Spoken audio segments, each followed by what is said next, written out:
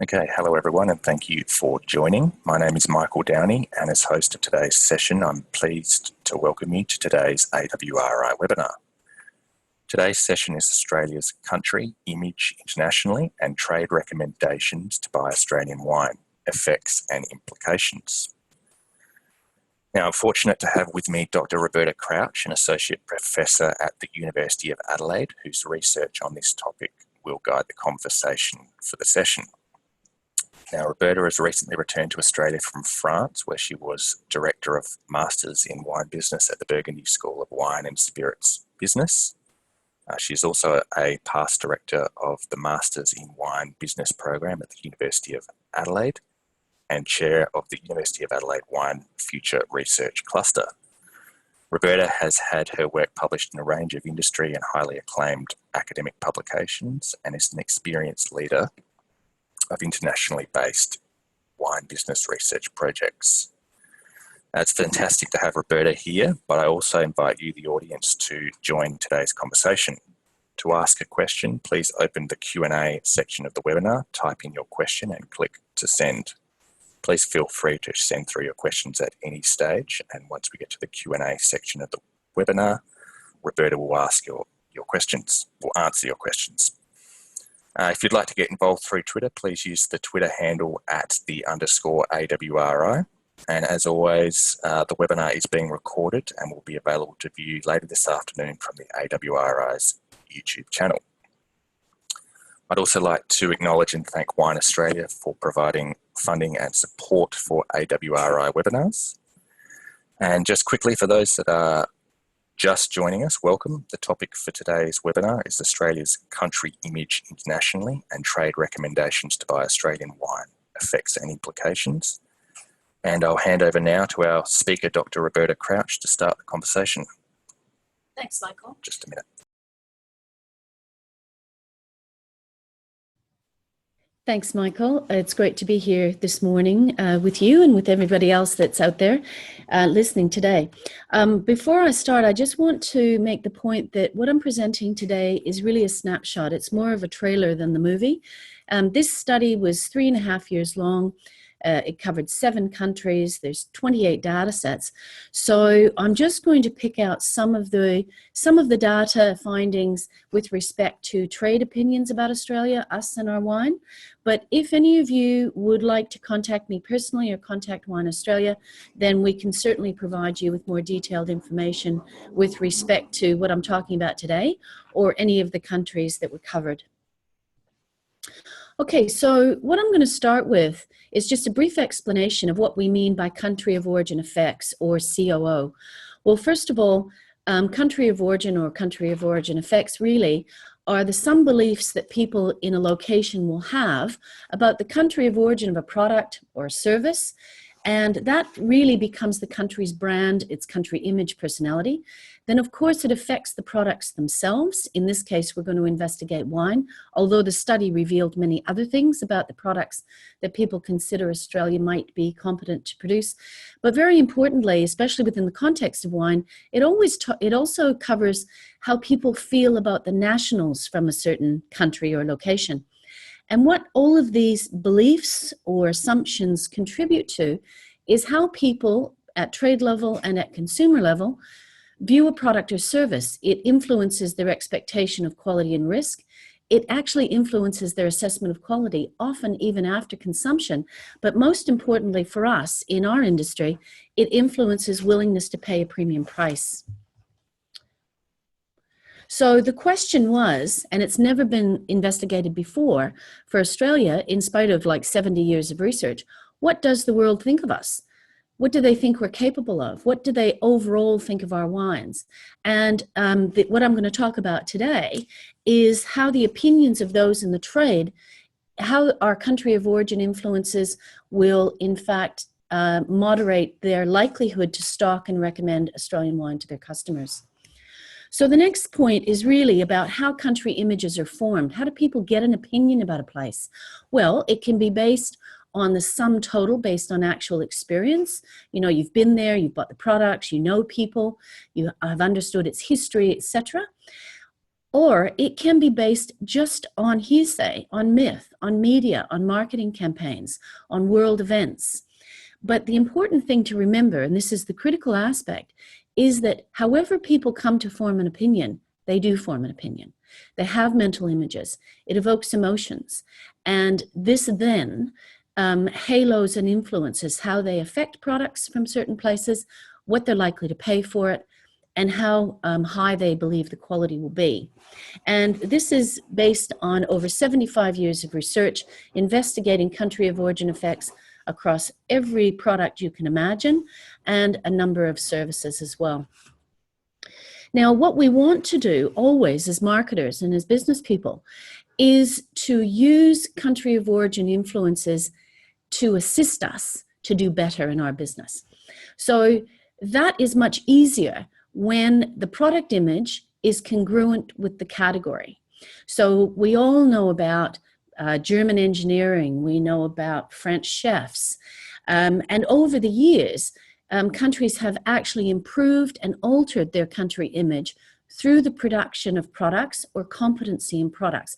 You know, I'm old enough to remember when I was a kid, products from Japan were never considered to be high quality. However, they've worked very hard since the Second World War, and now are considered to produce exceptional products, especially in electronics, and global brands have assisted with that.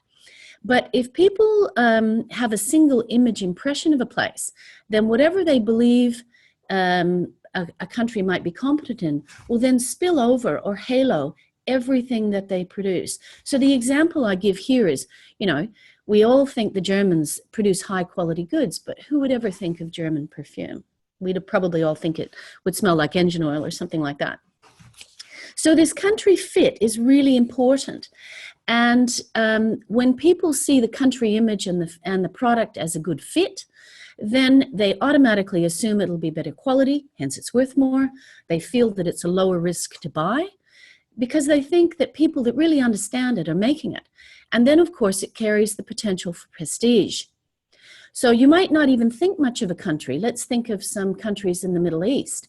However, we would all still probably value a Persian rug, handmade in Persia or Iran, over a rug made in the same category from somewhere else, because irrespective of what we might think of the government or the general population there or anything else they might produce, we think that in this particular case, they are experts. And of course, countries like Italy and France, they get a huge benefit from this. And of course, they leverage it very successfully in international markets. Alternatively, if the country image and the product category are incongruent or a poor fit, then there is automatically an expectation of lower quality. People see a higher risk when they buy it.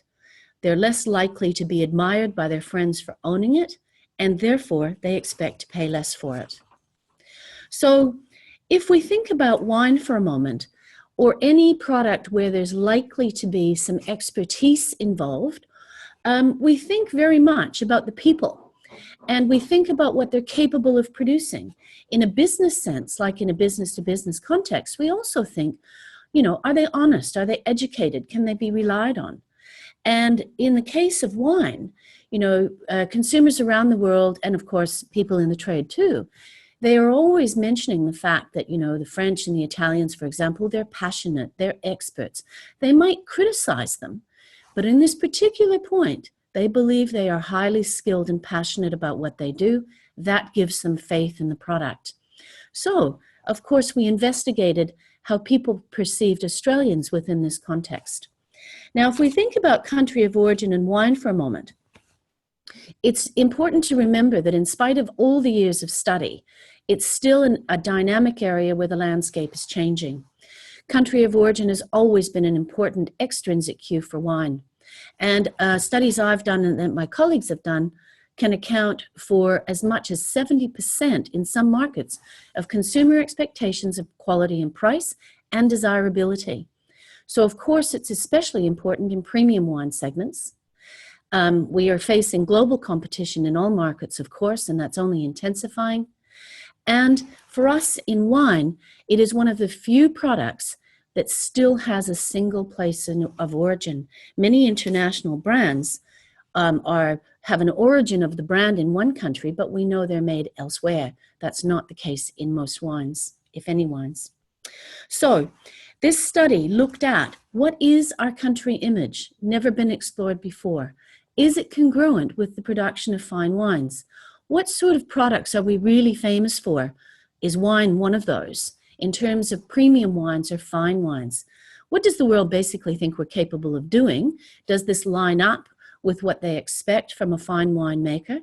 And then a little bit about us in terms of our culture and whether or not we're just generally good, honest, reliable people to do business with. Now, we've got a couple of disadvantages going into this. First of all, we have no global luxury brands. We have a couple of premium brands, but not really in the great context world stage what you would consider luxury in any category. We have some premium global brands, but they're not often congruent with the notion of finely made products. R.M. Williams, well, they're foreign owned and most of their products are now made in China. Ugg boots, they're fashionable and expensive, really, for what they are, but you couldn't say that they're made by artisans. We have some other fashionistas out there and a few little examples, but at the end of the day, we really don't have a reputation for luxury brands internationally. We're physically a long way from anywhere, and a lot of our exports are often linked to primary industries. So what we did taking off on this study was to think of all the places where we would be the most keenly interested in what people think of us. So we tackled 7 countries, very ambitious. The UK and the USA as established markets, then 5 selected Asian markets, China, of course, India, Vietnam, Indonesia, and Korea. We did qualitative and quantitative data collection in all countries. We looked at consumers, but I'm not talking about consumer opinions today, but importantly, members of trade, importers, retailers, sommeliers, etc. We quantified everything COO-based about us, but also about our major competitors, so I could do a gap analysis. Basically, France, Italy, Chile, Argentina, Germany, Spain, South Africa, New Zealand, and the USA. In the trade part, we did over 70 in-depth interviews with a total of 762 surveys completed across all the countries. We used locals to do all of this work because we didn't want anybody who was interviewed to feel at all hampered by speaking to an Australian. They were totally free to express their opinions because they were speaking to someone from their own country. And the results are wide-ranging, they're complex. Like I said, if you're interested in more detailed results or specific countries or how this might influence you in your strategic decisions, give me or someone at Wine Australia a call. Now, at the end of the day, we found there are some very positive attributes linked with Australia, our wine, and us, but some significant challenges also. Okay, so overriding. When we said, when you think of Australia, what did people feed back to us? And here's the outcome. Consistent across all countries, consumers and the trade. Although even many people overseas had visited Australia. Of course, people in the trade had visited Australia. But what Australia has, and this is a really important concept to get on this, is we have what's known as a single dimension country image. If I say to you, tell me about America, you might say Hollywood, New York, NASA, racism, imperialism, the Civil War. You think of many, many things. You think of many aspects of their history. You think of a broad range of products that they might be famous for. In Australia, this is not the case. They think of our fauna, most of it because it's exciting and dangerous and interesting. They think of our challenging landscape. And they think about the weather. And there was only one city that was ever mentioned, really. Melbourne got a couple of mentions, but it's Sydney. It's the Opera House, it's Sydney. It's koala bears, it's kangaroos, it's surfing. It's sheep, it's the outback, and it's sharks and spiders and snakes and how dangerous it is. So here are the consistent descriptors for Australia and Australians. We're tanned, we're rough, we're simplistic, but they also think that we're honest and fun and amusing and all of these kinds of things. In terms of food, And this has a direct relevance to perceptions of our ability to produce fine wine.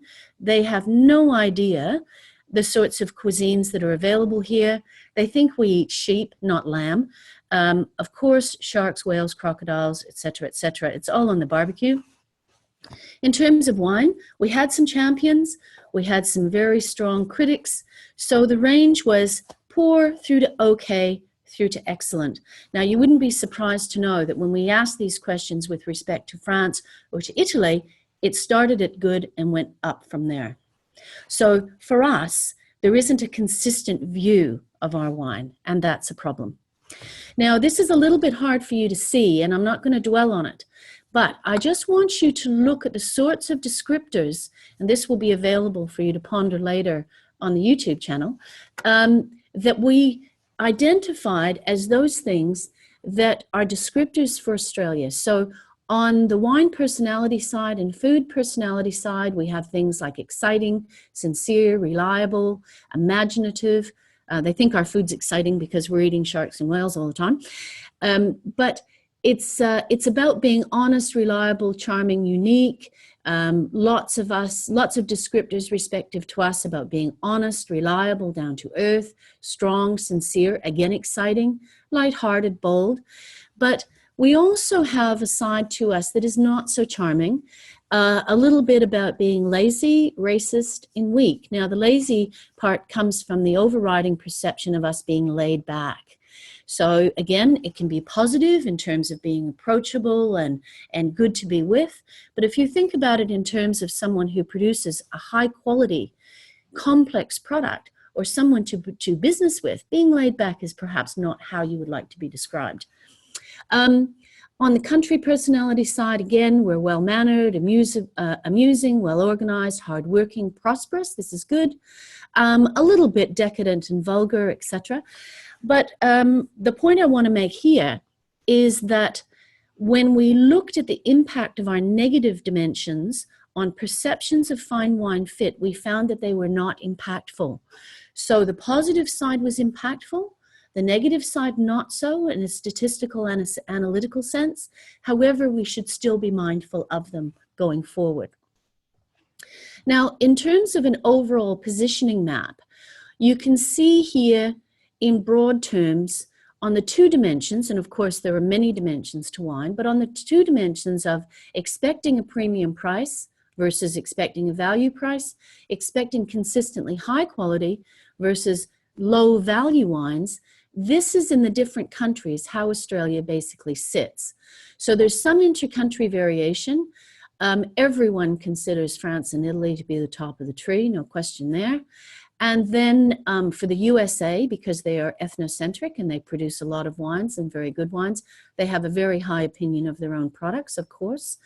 In China, we're considered to be consistently high and there's an expectation of a price premium. Indonesia also.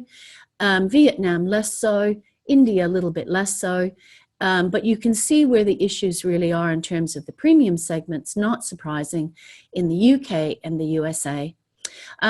Countries like New Zealand are considered in the value segment except for Sauvignon Blanc, Argentina in the value segment except for Malbec, of course. So these are countries that are one varietal, one style champions. Chile is a concern because, as you can see, universally accepted in almost all markets also was the perception that for the price, Chilean wine is the best. So feedback from one retailer in London sort of sums this up. They said, well, when it comes to Australian wines, when you're thinking about things that are not going to be found in the supermarket, for the price of a really good Australian wine, I can get a French or Italian wine, and I can get an absolutely cracking Chilean wine. In fact, I can get a cracking Chilean wine for less. So the risk here is Chile is really consistently believed to provide incredibly good quality for the price that's being asked. So of course that's threatening. Now we asked our trade people to think about ideal wine attributes in terms of the wines that they want to sell for their customers. Now, this also was a reflection of their own beliefs too. In many of the mature markets, less so in the markets newer to selling wine and imported wine. So as you can see, offers value for money. Now, by this, it doesn't mean cheap. What it means is you're getting good quality for the price that's being asked. And of course, you can see the power of the perception that people are capable of producing good wines by the item or the attribute of crafted by very special and unique experts and highly promoted and recognized brands. Not surprising there. Now, one of the things that was interesting was the highly promoted and recognized brands was less important in the more established markets like the US and the UK, where people felt capable of selling the wines on their own. But more important in those newer to selling, especially more premium wines, they were really relying on the brand to sell itself. Now, very importantly, the next slide shows, because we asked what percentage of wine from each country, these were the top countries cited, do you stock? And then we looked at the correlation or the relationship where 1.0 is a perfect relationship. So anything over about 0.5 indicates a very strong relationship between how much wine a retailer or importer stocked and how good they thought that wine was in terms of quality on its own, but also a wine that was going to be very profitable for them. And as you can see, there's obviously a very strong relationship, particularly for Australia and for Chile. And you can also see where Australia sits in terms of the average percentage in those countries of wine from Australia that was being stocked against wine from other countries. Now, this model I want to take a couple of minutes to explain to you because it's a little bit complicated. And what it shows is all of the country of origin dimensions that we investigated, what they think of us as a country overall, what they think of us as people and as fine winemakers, what they think of our lifestyle, food, the ability to produce fine food that would match fine wine. All of these have a feed into overall perceptions of our wine. And then that has a feed into two things, a direct feed into their likelihood to recommend Australian wine to their customers, and also mediated by the congruency of fine wine with Australia overall. Now, the first point to make is that all results are highly significant. So there's less than a 1% chance that this is by chance, and that overall the model accounts for 41% of any change in likelihood to recommend wine. So it's powerful. And as we can see, there is a direct line from their perception of our wine through the country of origin influences and the fit. And so does country of origin matter in terms of what people perceive of Australia? It most certainly does. Now, just to show you a couple of variations, time today doesn't permit all 7 countries, but I'll show you a couple of examples where people have really clear ideas about Australia and a long history of Australia and a very well-established and mature wine market, the UK, and then a newer market for Australia, Korea, where we really have an opportunity to write our own story in terms of country of origin here. So as you can see for the UK, all the country of origin dimensions are in play.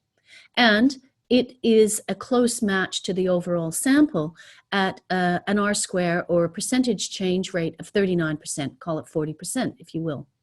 With again, very strong direct line of 0.48, this is out of 1.0, these are the standardized beta, regression betas, but you don't need to understand that, you just need to know the higher that number, the more powerful the influence.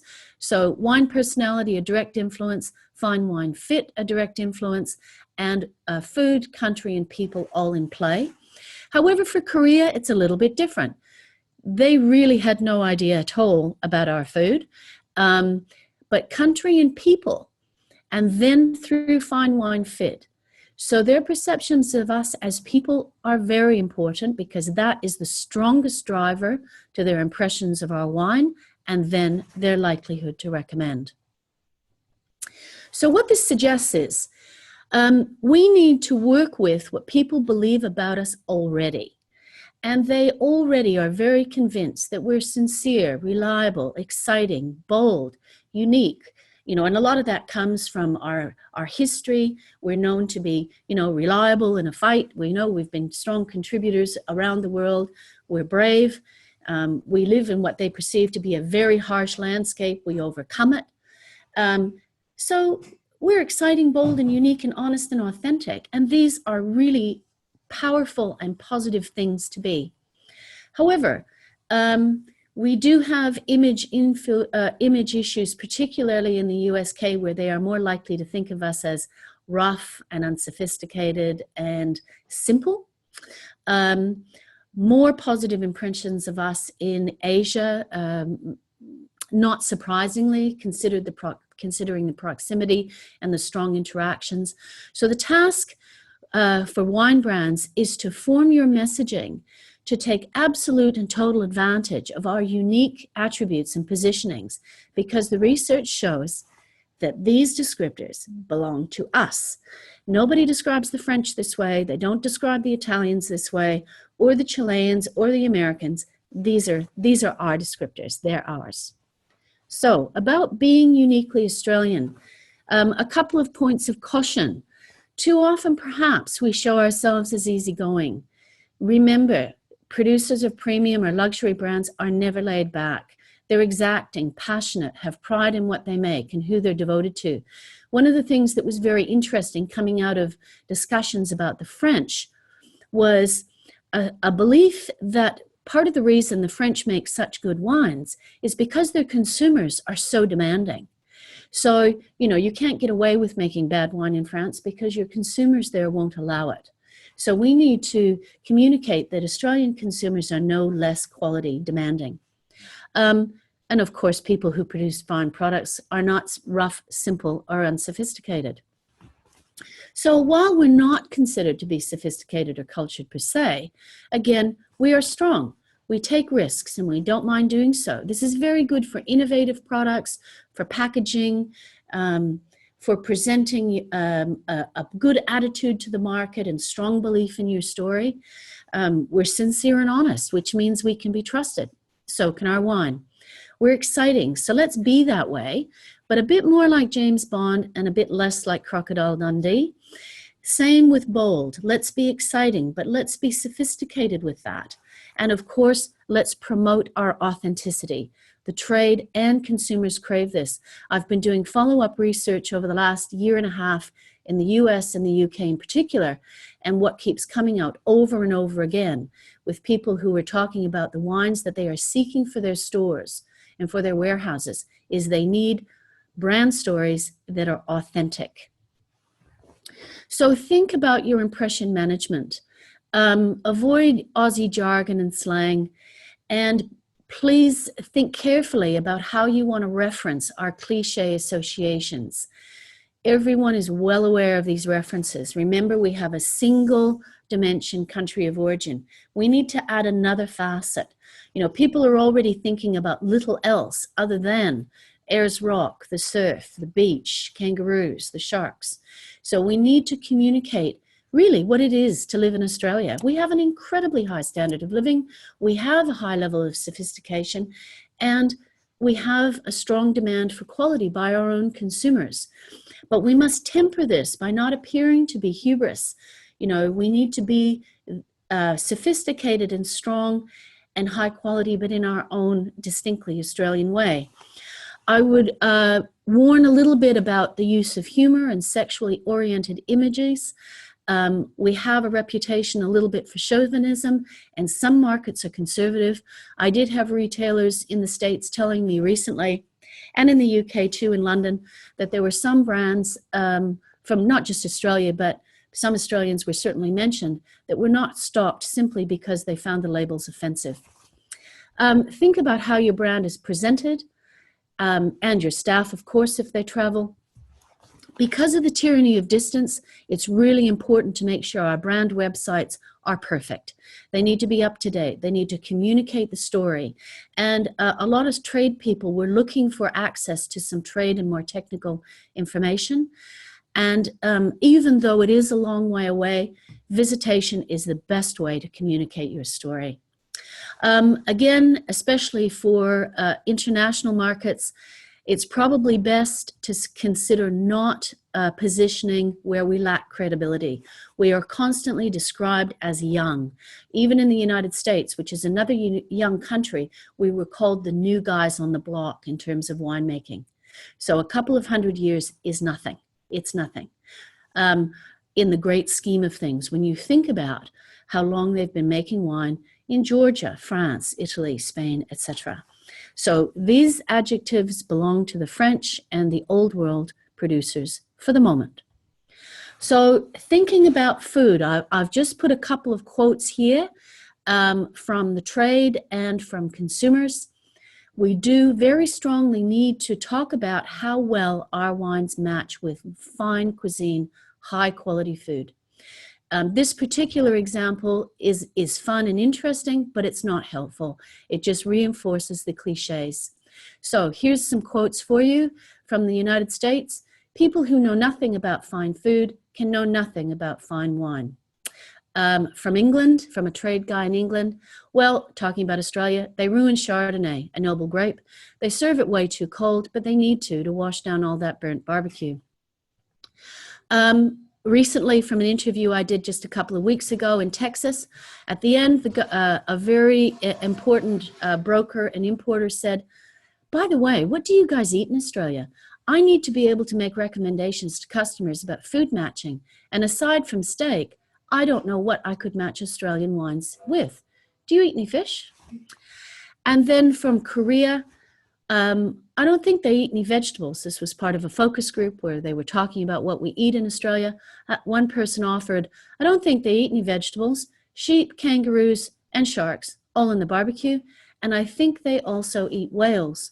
So they had misinterpreted our support for whale preservation to be us wanting to preserve them so we could eat them ourselves. In closing, I just want to quickly show you how this works for consumers as well. Again, I can talk to anybody more about this later. Again, all the things in play and the overall contribution to the fit of 49%.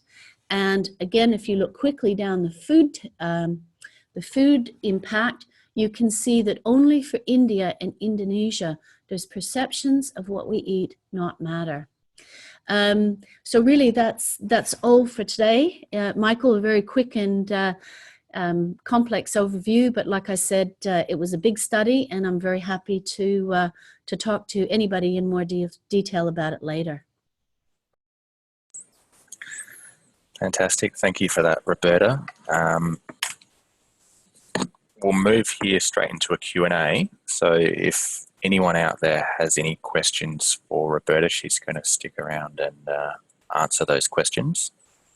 Just a reminder, if you do want to ask a question, just click the Q&A part of the webinar, type your question in and click to send.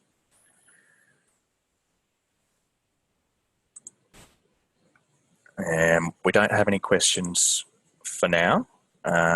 We'll give the audience a minute or so to send them through. In the meantime, I'd just like to remind you about the next AWRI webinar, which is effective spray application. It's on the 28th of September, so in a fortnight, and our guest speaker will be Alison McGregor, who's an independent consultant.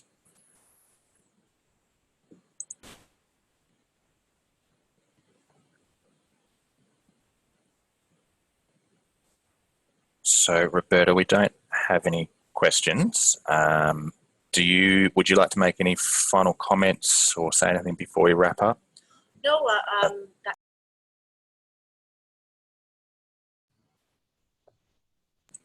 just to thank you for the invitation today, Michael, and to once again let everybody know if they did want to contact me personally, they're welcome to do so. Sure.